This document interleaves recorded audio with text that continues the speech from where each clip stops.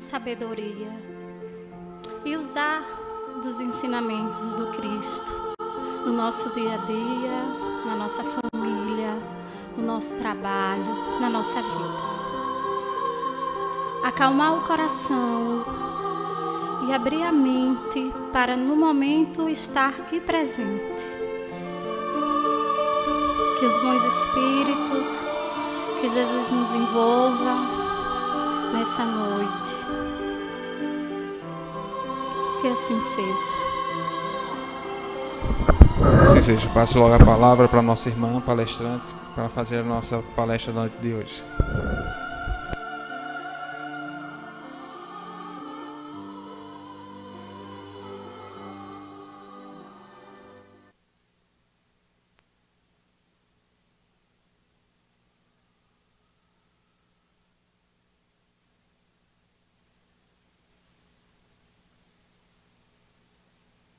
Não, tá. Boa noite. Uma alegria grande estar de novo nessa casa. E hoje com um tema bem interessante, não é? Que nós vamos abordar à luz do Espiritismo e sob a égide da AME, que é a Associação Médico Espírita, que sempre explora os temas espíritas, olhando muito pelo prisma da saúde. E, como sempre, a gente vai interagir muito, né? Vai conversar muito aqui com todos vocês. Bom, então vamos lá, vamos começar. Por que nós vamos abordar esse tema, não é? Mente sã, corpo são. Todos nós vivemos diante de várias reflexões em nossa existência. Então, os sentimentos ou comportamentos que eu vou colocar aqui, eles são comuns a todos nós. Então, quem de nós não sofre de ansiedade? Não é verdade? A ansiedade é o mal do século. A gente quer tudo para ontem, não é? Outro comportamento que é mal do século é esse aqui, não é? A gente tem a predisposição de achar que vai dar tempo de fazer amanhã, de deixar as coisas para amanhã. Estou com preguiça hoje, deixa para fazer amanhã, amanhã eu faço, daqui a pouco eu faço. E assim a gente vai adiando muitas coisas da nossa vida. Ao longo da nossa conversa, vocês vão entender por que eu estou trazendo primeiro esses comportamentos para a gente começar a se enxergar neles, não é? E perceber, quando a gente terminar aqui, se de alguma maneira a gente precisa fazer alguma mudança com relação a esses comportamentos. Um outro é estabelecer prioridades, não é? Quem de nós não precisa o tempo inteiro estar se perguntando o que é importante realmente para a minha vida? Em que eu devo investir o meu tempo? E, por fim, o próprio tempo. Porque parece que o dia hoje, 24 horas, não dá mais, não é, minha gente? Há algum tempo atrás, 24 horas dava para a gente fazer tanta coisa e hoje a gente tem a impressão que a gente corre contra o tempo. Então, todos nós vivemos essa corrida maluca. E a outra corrida maluca que a gente vive permanentemente é a busca entre o certo e o errado. Então, o tempo inteiro, nós estamos fazendo escolhas. A única certeza que nós vamos ter quando nós levantamos, não é? É que nós vamos ter que fazer escolha. Desde a roupa que a gente vai vestir, até uma escolha no trabalho, uma escolha na educação do filho. Mas a nossa vida faz parte, né? As decisões fazem parte. E, em última análise, são as escolhas que nós fazemos que vão determinar a nossa mente sã. É isso que a gente vai ver aqui hoje. Muito bem. Então, se são várias escolhas, muitas vezes a gente tem vários caminhos. Frequentemente, no mínimo, nós estamos sempre diante de 2 caminhos, no mínimo, não é? E, às vezes, tem escolhas que são muito difíceis. E a gente pesa riscos, não é verdade? E, mesmo assim, a gente nunca tem certeza se fez a escolha correta. Muitas vezes, a gente só vai saber depois. E tem um ponto que é bem importante. Porque, apesar da gente nunca ter a certeza se fez a escolha correta, muitas vezes só vai saber depois, a gente tem aqui uma promessa muito forte. Porque Jesus nos disse, ajuda-te, que o céu te ajudará. Então, todas as vezes que a gente está diante de fazer escolhas, se a gente mediu o certo e o errado, se a gente calculou os riscos, se a gente tem os parâmetros do bem para fazer essas escolhas, e se o mestre disse que nós nos ajudássemos, que ele nos ajudaria, a gente tem a fé que as coisas vão dar certo, porque a gente está no caminho do bem. Não é verdade? Então, é isso que eu quero trazer para a gente hoje. E aí, eu quero lembrar uma coisa que muitos de nós ainda acreditam, e que eu particularmente acreditei por muito tempo, de que nós só usamos 10% do nosso cérebro. Já ouviram isso? Muito, não é, minha gente? E ainda tem gente que defende com muita sabedoria, com muita veracidade, que só existiu uma pessoa até hoje que usou mais de 10% do cérebro, que foi Einstein. Eu não sei porquê, e nem sei com que base, mas tem muita gente que ainda diz isso, não é? Será que é isso mesmo? Será que nós usamos apenas 10% da nossa potencialidade cerebral? Será que a gente ia nascer e Deus ia nos criar para a gente usar tão pouco do nosso potencial? Então, vamos lá. Não existe isso, né? Na verdade, deixa eu botar aqui meu óculos, porque cada dia que se passa, minha gente, eu enxergo menos.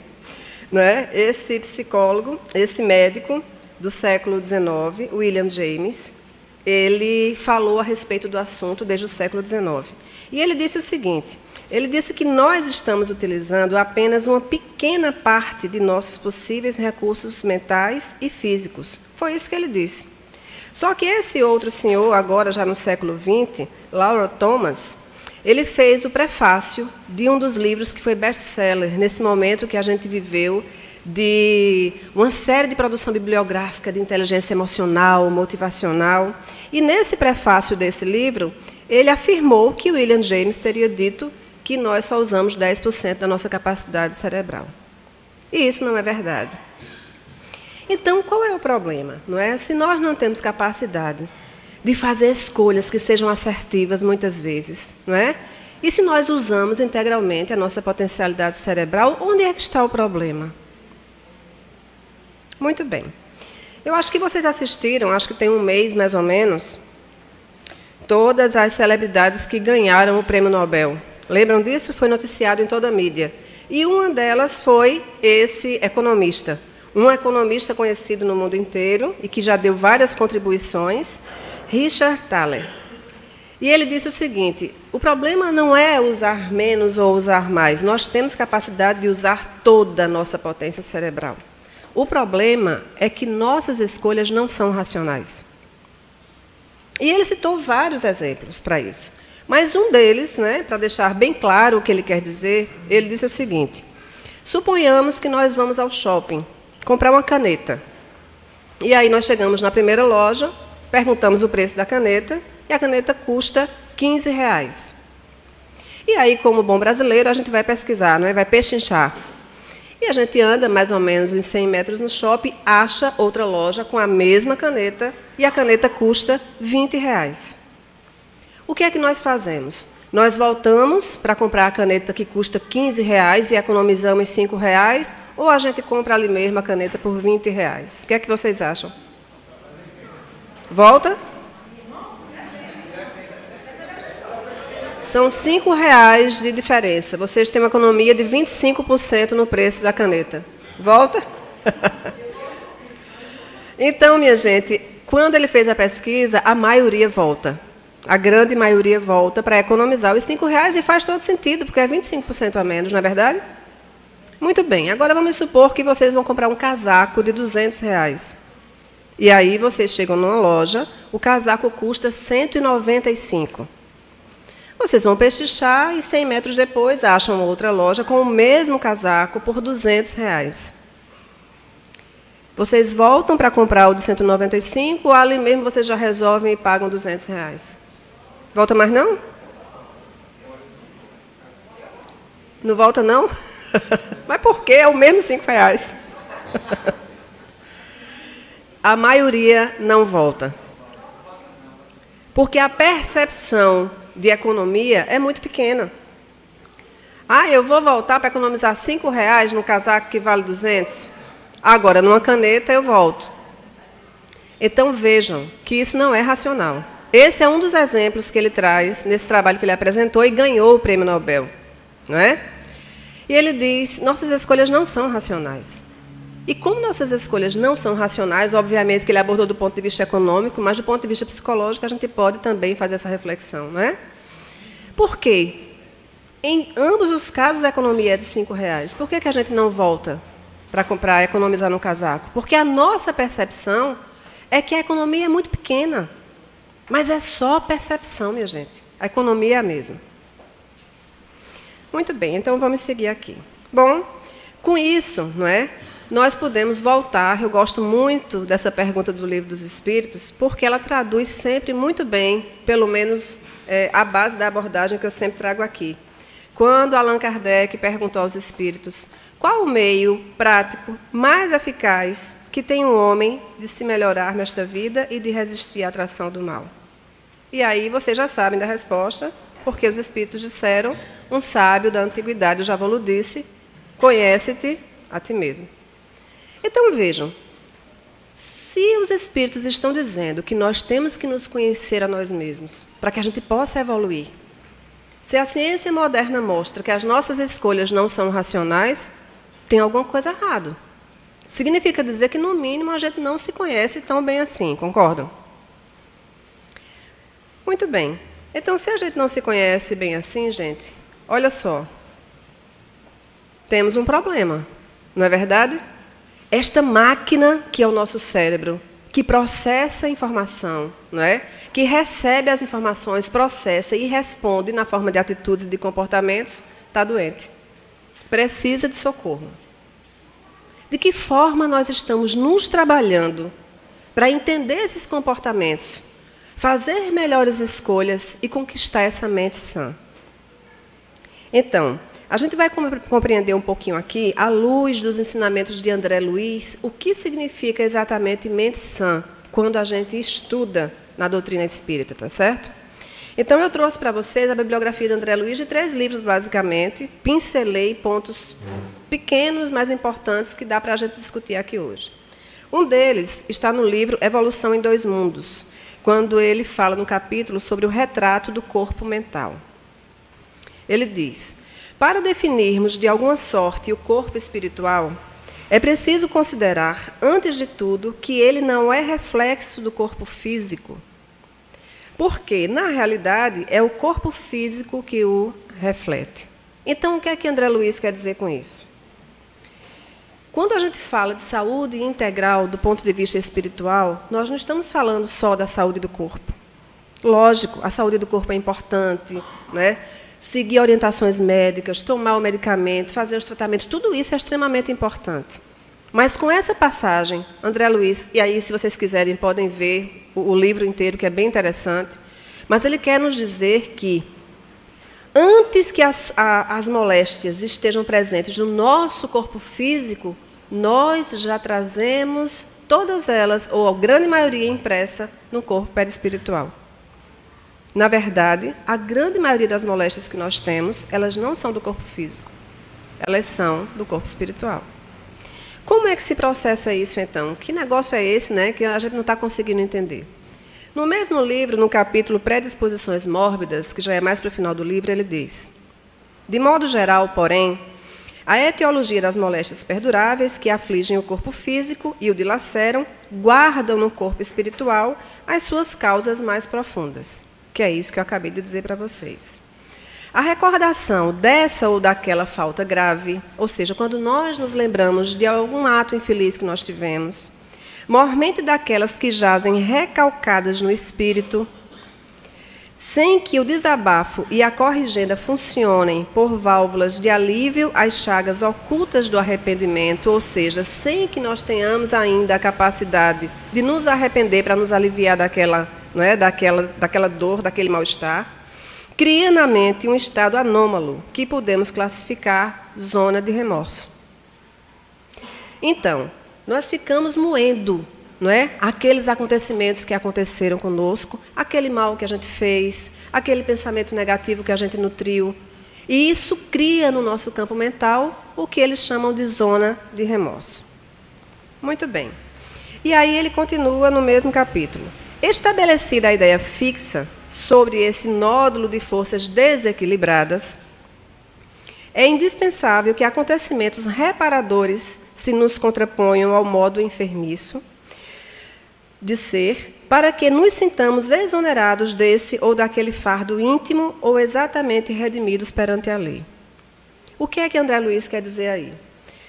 Lá na Gênese, a gente vai ver que Allan Kardec explora esse tema, quando ele diz que nós, necessariamente, cada vez que cometemos uma atitude infeliz, nós passamos por 3 estágios.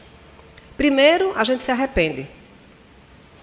Depois, a gente expia, que é o sofrimento. É exatamente isso que André Luiz está dizendo. Essa zona de remorso que nós todos vivemos, logo em seguida, né, de que a gente se deu conta da atitude infeliz que a gente tomou. E, por fim, a reparação, que é isso que vocês acabaram de ouvir aqui. Porque é da lei, minha gente. Lembrem-se que nenhum de nós vai sair daqui antes de pagar ceitil por ceitil. Então, vejam bem. Se nós tivermos uma atitude infeliz, aquilo fica impresso do nosso perispírito. E aonde quer que a gente vá, enquanto a gente não reparar aquilo, nós não vamos nos ver livres dessa zona de remorso. E isso vai fazendo mal para a nossa mente, não é? Como que se pode ter mente sã se a gente carrega uma nuvem de remorso por atitudes infelizes que nós tivemos?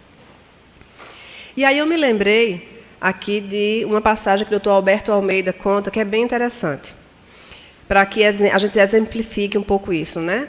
Ele conta que ele tinha uma amiga também médica, e essa amiga, de uma hora para outra, começou a desenvolver um problema nas articulações das mãos. E ela procurou ele e disse: Alberto, eu não estou entendendo. Eu nunca tive esse problema e, de repente, comecei a ter esse problema. E fez alguns tratamentos convencionais e não deu certo. E aí ele nos conta que ela entrou num tratamento de regressão. E quando ela fez a regressão, ela descobriu que há muitos anos atrás, há séculos, ela teria sido uma grande fazendeira. E como precisava resolver algumas coisas lá pelo lado da fazenda dela, ela procurou, naquela época, uma bruxa, não é? Uma médium, né, gente? Mas naquela época eram bruxos, né? E essa bruxa iria fazer uma magia para que ela resolvesse os problemas lá da fazenda. Só que ela pediu muitas coisas em troca da fazendeira que não concordou em cumprir. E houve um desentendimento, um mal-estar terrível. Essa bruxa fez uns trabalhos de magia e, por conta desses trabalhos de magia, o filho dela desencarnou. E depois que ela soube disso, ela ficou revoltada e mandou decapitar a bruxa, cortar a cabeça. Depois disso, ela entrou num estado de depressão terrível e o marido, como se não bastasse, mandou matar toda a família da bruxa. E essa história, não precisa dizer, se desenrolou até o fim dos seus dias e desencarnaram todos em estado lamentável. E quando essa fazendeira, não é? Que agora era essa médica, chegou no mundo espiritual, depois de ter passado muito tempo nas zonas umbralinas, que foi orientada, agora já sabendo tudo que tinha acontecido na sua vida, perguntou: e a bruxa, né? O que aconteceu com ela? E aí passou uma tela mostrando que aquela bruxa estava nas mesmas regiões umbralinas pelas quais ela já havia passado. E ela conta que na hora ela sentiu indignação. E ela disse que ela teve vontade de esganar novamente a bruxa, porque quando ela olhou pelo telão, ela estava com cabeça. Como? Se ela mandou decapitar. E ela ficou novamente com aquela vontade de esganar a bruxa, não é? Com aquele sentimento de vingança. Então, ela descobriu que houve todo esse drama no seu passado. Mas o que é que isso tem a ver, então, com o problema das articulações? Não é? Tem um detalhe. Esse problema dela na saúde, nas articulações das mãos, só começou depois que ela casou. E aí foi descoberto, nesse estágio de regressão, que aquela bruxa daquela época, hoje, é a sogra dela. Nada contra sogras, viu, minha gente? Até porque adoro a minha. É a minha segunda mãe. Mas era a sogra dela. E depois que ela casou, aquela energia perturbadora, desequilibrada, como André Luiz diz, impressa no campo mental, refletiu aonde? Nas articulações das mãos, pela vontade que ela tinha de esganar aquela antiga bruxa, hoje a sogra. Então, isso reflete muito bem o nosso estado de desequilíbrio mental, quando nós fazemos as nossas péssimas escolhas. Então, isso traz para a gente hoje a reflexão. Como que nós estamos fazendo as nossas escolhas? E aí, à luz disso, eu quero trazer para vocês, então, só para fazer esse fechamento aqui do ciclo dessa zona de remorso que André Luiz fala, que é muito simples, minha gente. Primeiro, a gente comete o mal, seja ele qual for, tá certo? Então, a gente agride alguém, não é? A gente fala mal da vida alheia. Eu sei que ninguém aqui faz isso, é claro, não é? E aí, depois que a gente comete aquela atitude infeliz, o que é que acontece? Aquilo fica impresso no nosso perispírito. Porque o nosso perispírito é a nossa caixa preta. Tudo o que acontece conosco, em todas as nossas encarnações, está impresso em nós. E quando nós desencarnamos, nós carregamos tudo isso. A gente tem a mania de dizer assim, fulano desencarnou, que Deus o tenha, mas era tão bom. Depois que morreu, né? Só que nós não mudamos porque nós desencarnamos. Nós somos exatamente as mesmas pessoas, com os mesmos problemas, com as mesmas virtudes, com as mesmas ansiedades. Então, isso fica impresso no perispírito. Em algum momento, isso vira remorso, arrependimento. Não tem jeito. Jesus, ele não nos convidou para ser perfeitos. Para sermos perfeitos. Ele disse que nós seríamos. Não é? Ele disse, sede perfeito. Então, ele não está dando opção. Todos nós vamos chegar à perfeição como ele chegou. Então, em algum momento, a gente vai se arrepender. Uns mais tarde e outros mais cedo, mas vamos. E na hora que a gente se arrepende, vem a zona de remorso. E aí, como é que a gente faz, então? Vai trabalhar. Vai trabalhar para poder reparar e aí, finalmente, não é, se ver livre daquele peso, daquela nuvem que pairava sobre o nosso campo mental. Então, não tem outro jeito, minha gente, da gente realmente buscar ter uma mente sã e um corpo são, se nós não começarmos a trabalhar os nossos comportamentos, as nossas atitudes, por mínimas que elas sejam, não é? Bom, e aí vamos seguir, então. Então, são 2 pilares, né, que a gente está aqui propondo trabalhar. O primeiro deles é decodificar o problema, entender por que aquilo está acontecendo comigo. Então, muitas vezes, acontece alguma coisa na nossa vida e o culpado é Deus, já notaram? Não é? Mas por que Deus fez? Mas Deus não faz nada com ninguém. Tudo que nós, aliás, faz o bem, não é? Nos dá todas as condições para que a gente cresça, para que a gente evolua. Agora, quem faz as escolhas? Somos nós. Ele nos deu o livre-arbítrio. Como que a gente está usando esse livre-arbítrio? E o segundo ponto é disciplinar a mente, para aprender com a experiência e conquistar essa saúde que a gente chama de saúde integral. O problema é que muitas vezes a gente não aprende com a experiência. Já notaram, não? Quantos de nós passam uma vez pelo problema, 2 vezes, 3 vezes e não aprende com a experiência? Não é? E como se não bastasse, não é? A gente poderia aprender com a experiência dos outros. A gente não precisa sofrer na carne para poder aprender. E aí, lembrando, só para ratificar o que a gente está dizendo, que Emmanuel nos disse que a verdadeira saúde é a harmonia perfeita da alma, não é? O que arremata esse conceito de André Luiz. No Mundo Maior, também outro livro de André Luiz, ele nos diz, quando ele fala da casa mental, veja, tem tudo a ver com o tema que a gente está discutindo aqui hoje.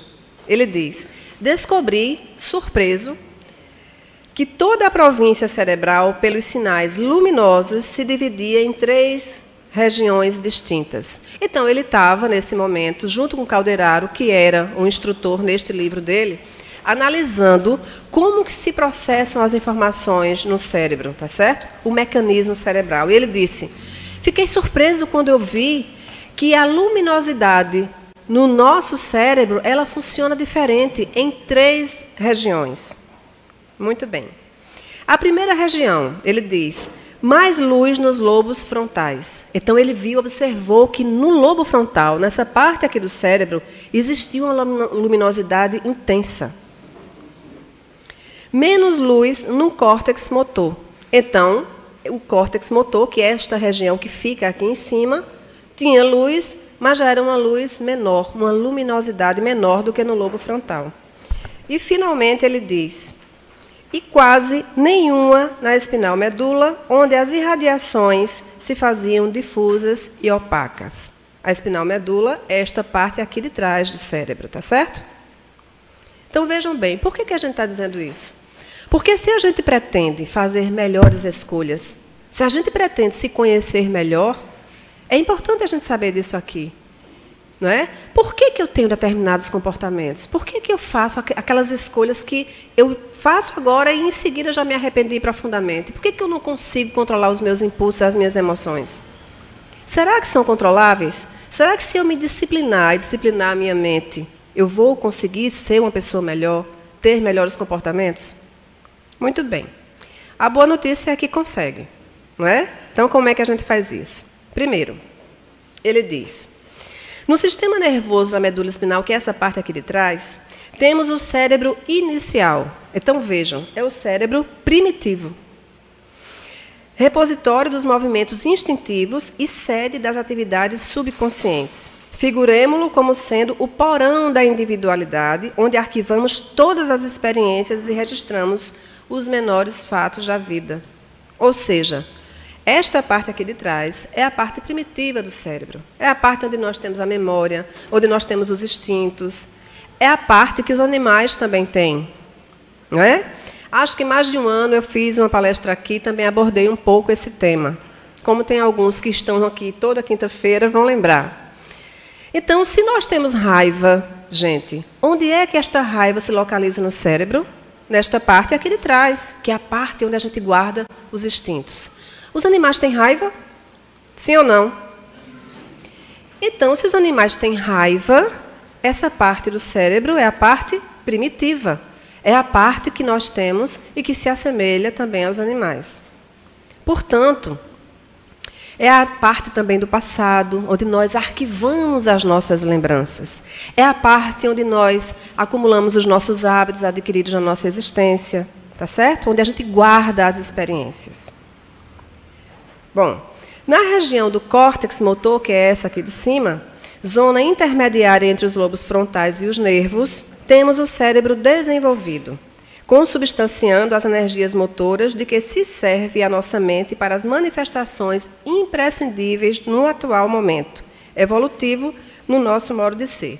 Então, é a parte onde a gente trabalha muito mais o presente, o momento atual em que nós estamos vivendo e nos desenvolvendo. E, finalmente, esta parte, que é a parte luminosa que André Luiz, não é, ratificou lá atrás, são os planos superiores. Então, ele diz, nos planos dos lobos frontais, silenciosos ainda para a investigação científica do mundo, e aí vamos lembrar que André Luiz escreveu isso, né, pela psicografia de Chico Xavier na década de 40. Então, naquela época, ainda eram silenciosos. As pesquisas sobre o cérebro, elas foram desenvolvidas mais na década agora de 90.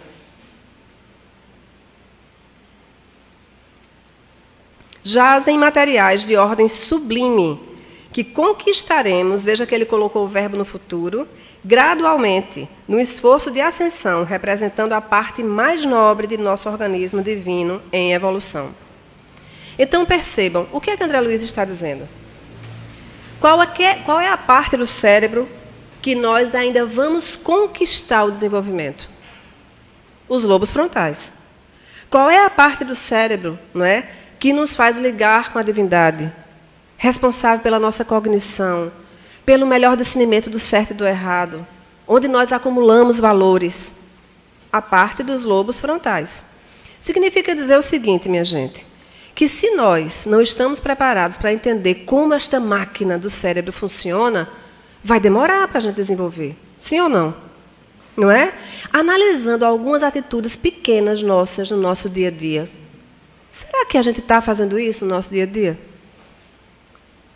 Será que nós estamos prontos, efetivamente, para entender o que é necessário a gente fazer hoje nesta vida, para que quando a gente passe dessa para melhor, a gente consiga passar com a mente saudável? Porque quando nós reencarnarmos na próxima reencarnação, porque a gente vai reencarnar, não é? Ainda outras vezes, quanto mais eu trabalhar a minha existência atual, mais saudável eu desencarnar do ponto de vista de equilíbrio mental, não é? Mais benéfica será a minha próxima reencarnação, porque menos moléstias eu vou acumular no perispírito e, portanto, vou ter uma mente mais sã, concordam? Não é? Muito bem, então vamos lá. Só resumindo o que a gente acabou de dizer para a gente fixar e entender o exemplo que eu vou dar, tá certo? Então, o futuro está onde? No lobo frontal. O presente está no córtex motor e o passado está aqui atrás na medula espinhal. Muito bem. Bom, e aí, no capítulo 4, ele diz: a demora excessiva, veja, excessiva, num desses planos com as ações que eles são consequentes, determina a destinação do cosmo individual. O que é que ele quer dizer com isso? Para a gente finalizar aqui a leitura à luz de André Luiz. Se eu me demoro demais remoendo o passado, coisas que aconteceram, lamentações, buscando o culpado das coisas, gente, eu vou evoluir? Não vou, não é verdade? Porque, ao invés, o cérebro trabalha por estímulo, não é? Por atividade elétrica. Ao invés de eu estimular a parte do cérebro que interessa, que é a parte onde eu vou crescer, onde eu vou evoluir, o que é que vai acontecer? Eu vou estar estimulando o tempo inteiro esta parte, que é a parte do passado, e que serve apenas para a gente acumular experiências e aprender com essas experiências, não é?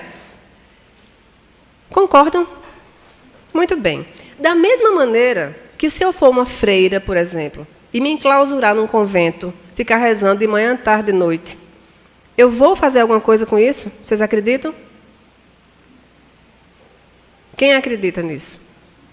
Nós estamos aqui para ser úteis, não é, gente? Nós temos que ser úteis para a sociedade, fazer o bem. Só rezar o dia inteiro ajuda, porque a oração é muito boa. A gente já disse isso aqui antes, não é? Mas não é só isso.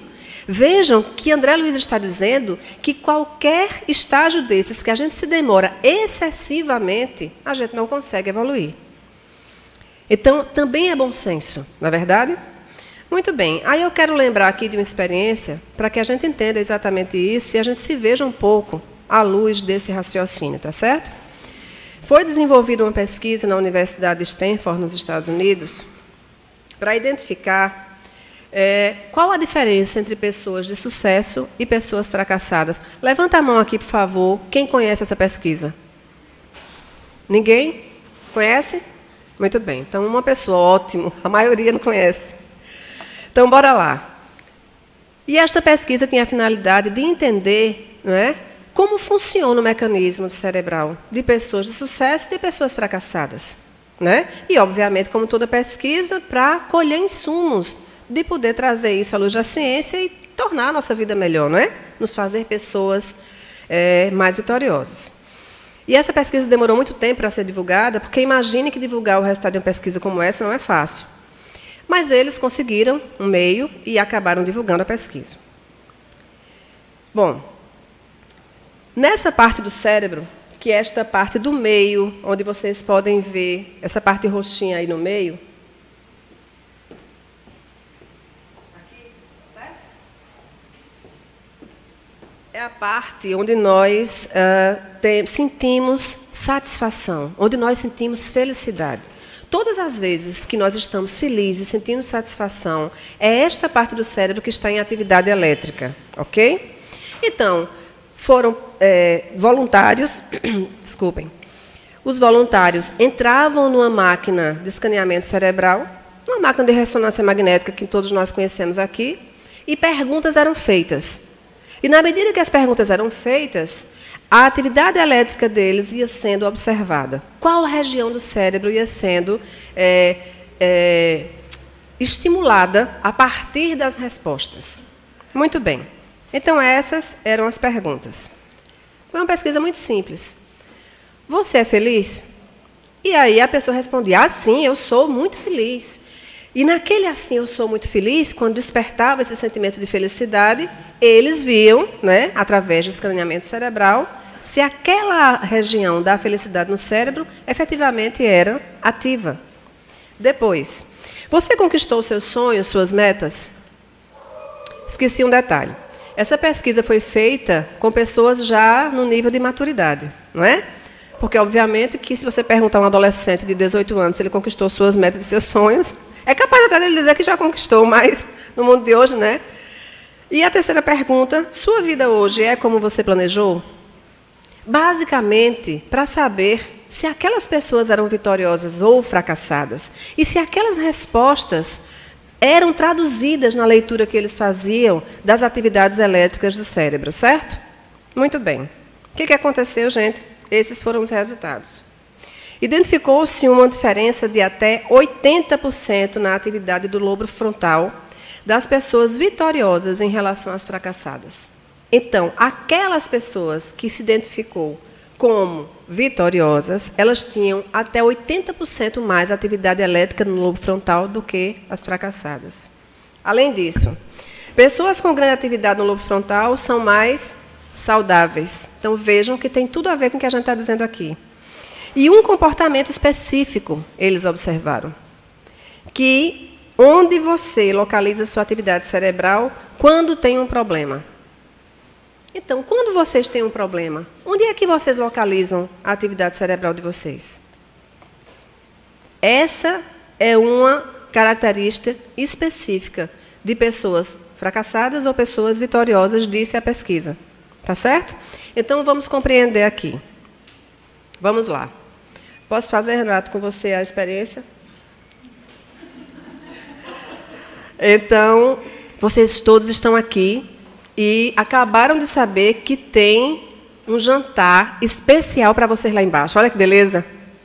Não é? Tem um jantar especial, que é o EDAC promoveu para vocês.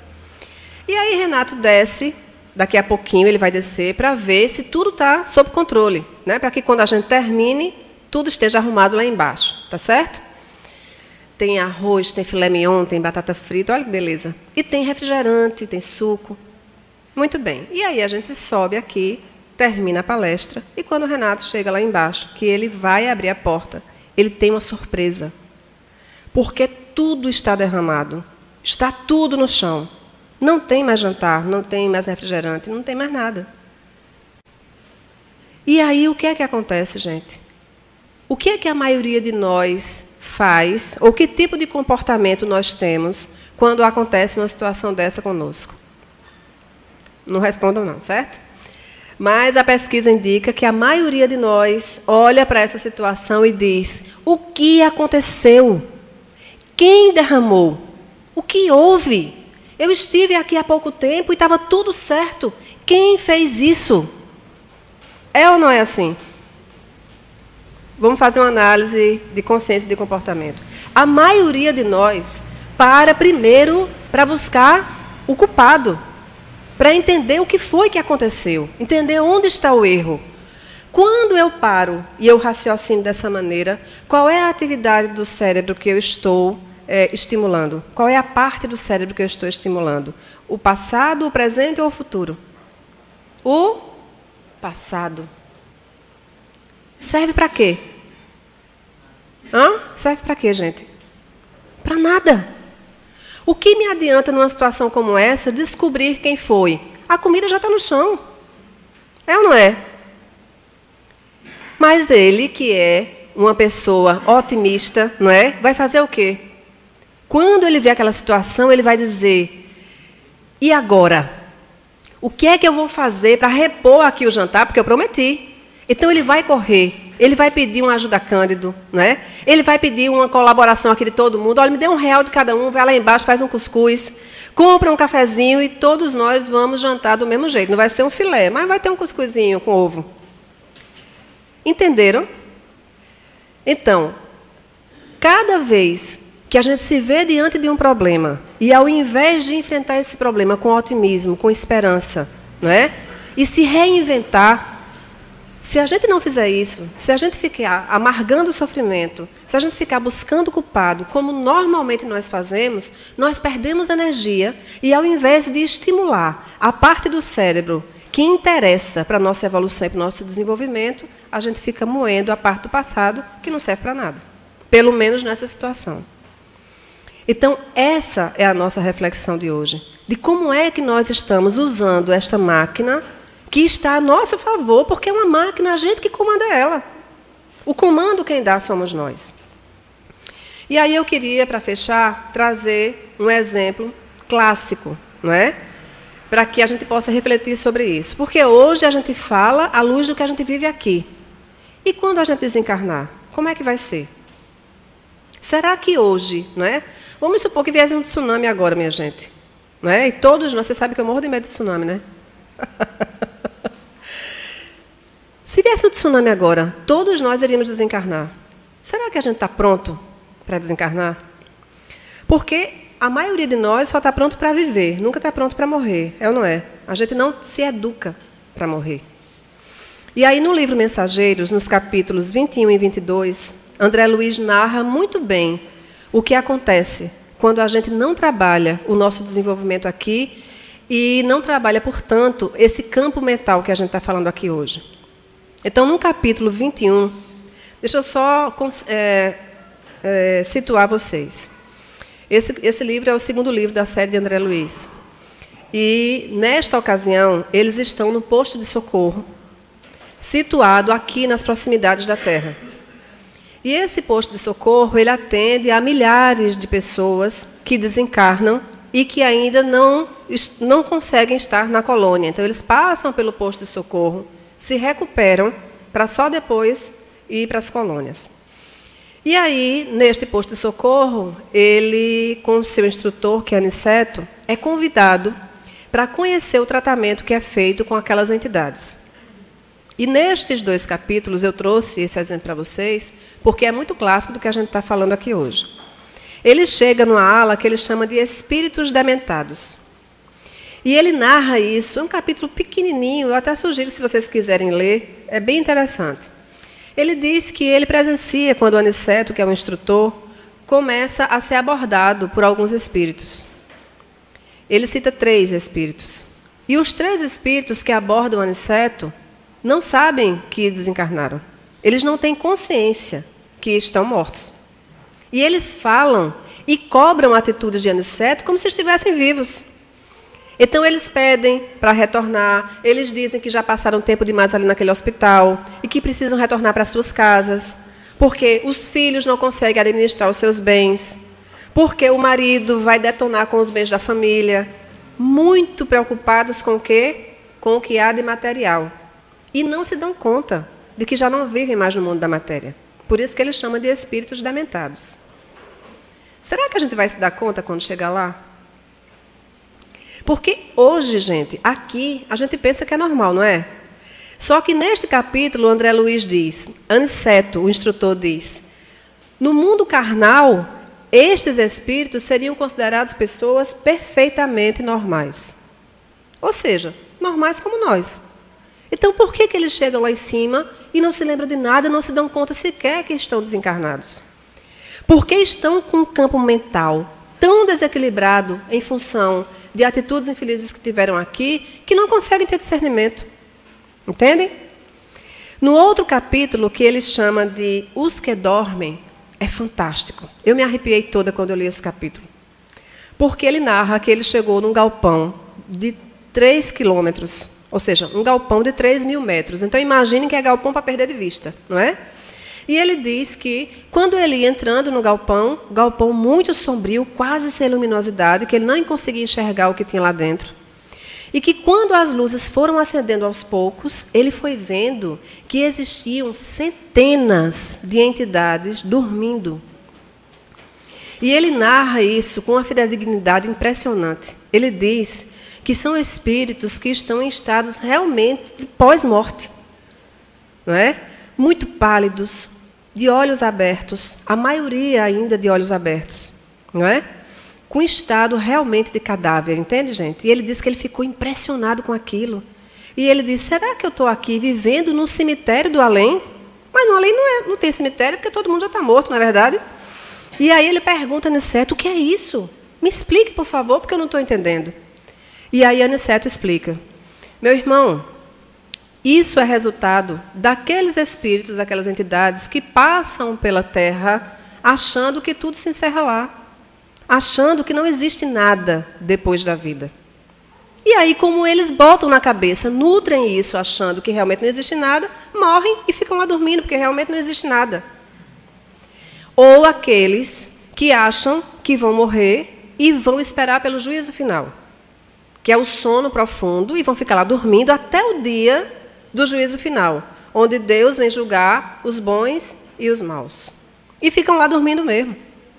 até que sejam tratados como eles estão tratando, através de água fluidificada, do sopro magnético, até de alimentação, de sopas, de caldos fortificantes, e eles despertam.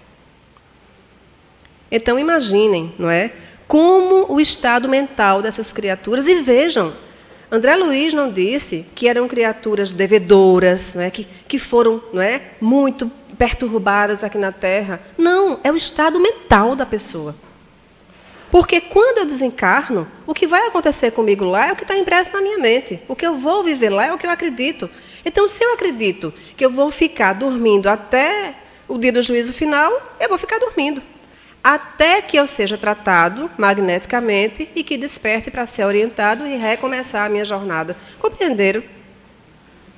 Então, é muito profundo, minha gente, tudo que a gente está vivendo aqui hoje, não é? Então, é importante que a gente saiba que hoje nós temos todas as condições de nos trabalhar melhor para ter uma mente sã e, consequentemente, um corpo são. O nosso corpo são, a nossa matéria, vai depender de tudo que está impresso no nosso perispírito, do que nós fizemos nessa e em outras encarnações. Muito bem. Então, para concluir, eu queria voltar à pergunta que a gente começou, não é? Qual o meio mais prático e eficaz que tem um homem de se melhorar nesta vida e de resistir à atração do mal? Qual é a resposta? Um sábio da antiguidade já vos disse: conhece-te a ti mesmo, não é? Então, eu queria encerrar dizendo para vocês que, para que a gente tenha uma mente sã e um corpo são, nós precisamos, não é, exercitar esse autoconhecimento, tá certo? E conquistar a saúde integral, que é o objetivo de todos nós. Muito obrigada.